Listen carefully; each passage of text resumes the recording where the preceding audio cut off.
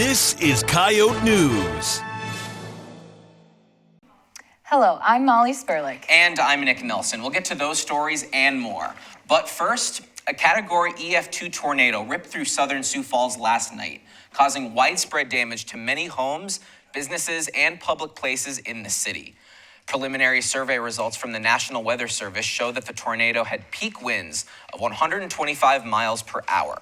Fire Chief Brad Goodroad said in an early morning news conference that at least 37 buildings collapsed or have structural issues after the storm hit the city just before midnight.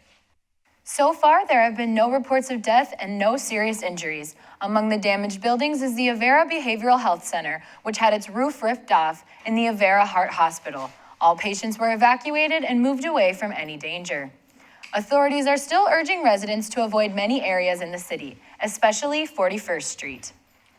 Conservative Republican Dan Bishop won a special election last night, defeating Democrat Dan McCready for an open house seat in North Carolina.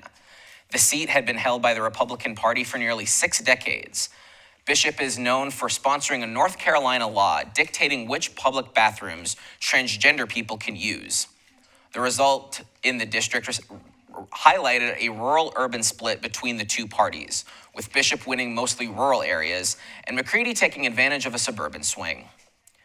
Today, the nation commemorated the 18th anniversary of the 9/11 attacks in New York City, Washington, and Shanksville, Pennsylvania. A crowd of victims' relatives gathered at Ground Zero, pausing for a moment of silence. President Trump joined in observance of the anniversary at the Pentagon, while Vice President Pence attended the commemoration in Pennsylvania. This year's remembrance was highlighted by the growing awareness of first responders who fell sick or died after exposure to toxins released by the collapse of both World Trade Towers and the partial collapse at the Pentagon.